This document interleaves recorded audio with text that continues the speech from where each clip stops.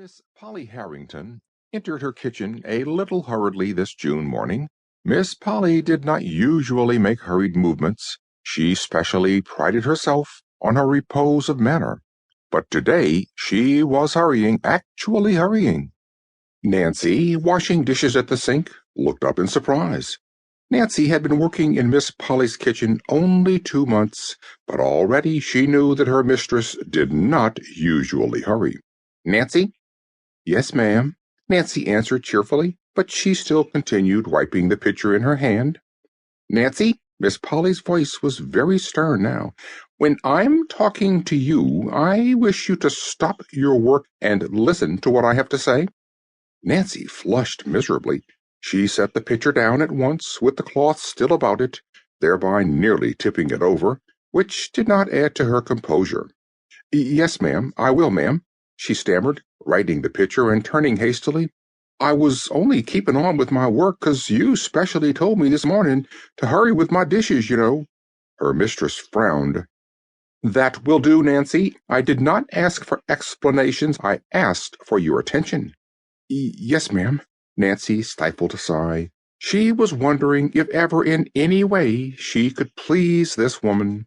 Nancy had never worked out before, but a sick mother, suddenly widowed and left with 3 younger children besides Nancy herself, had forced the girl into doing something toward their support, and she had been so pleased when she found a place in the kitchen of the great house on the hill. Nancy had come from the Corners, 6 miles away, and she knew Miss Polly Harrington only as the mistress of the old Harrington homestead and one of the wealthiest residents of the town. That was 2 months before. She knew Miss Polly now as a stern, severe-faced woman who frowned if a knife clattered to the floor or if a door banged, but who never thought to smile even when knives and doors were still. "When you've finished your morning work, Nancy," Miss Polly was saying now, "you may clear the little room at the head of the stairs in the attic and make up the cot bed.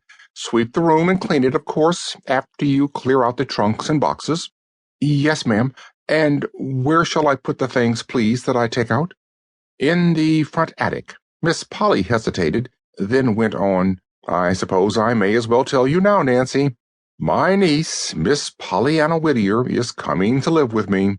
She is 11 years old and will sleep in that room." "A little girl coming here, Miss Harrington? Oh, won't that be nice?" cried Nancy, thinking of the sunshine her own little sisters made in the home at the Corners.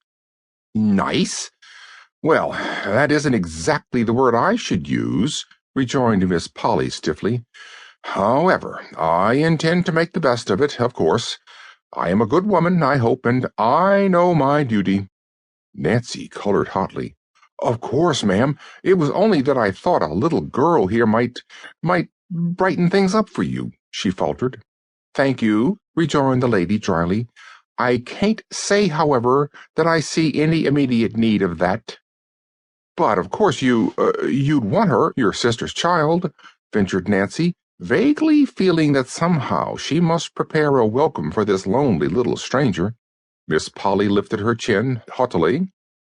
"Well, really, Nancy, just because I happened to have a sister who was silly enough to marry and bring unnecessary children into a world that was already quite full enough, I can't see how I should particularly want to have to care for them myself. However, as I said before, I hope I know my duty. See that you clean the corners, Nancy," she finished sharply as she left the room. "Yes, ma'am," sighed Nancy, picking up the half-dried pitcher, now so cold it must be rinsed again. In her own room, Miss Polly took out once more the letter which she had received 2 days before from the far-away western town, and which had been so unpleasant a surprise to her. The letter was addressed to Miss Polly Harrington, Beldingsville, Vermont, and it read as follows. "Dear Madam, I regret to inform you that the Reverend John Whittier died 2 weeks ago, leaving one child, a girl 11 years old. He left practically nothing else save a few books, for as you doubtless know, he was the pastor of this small mission church.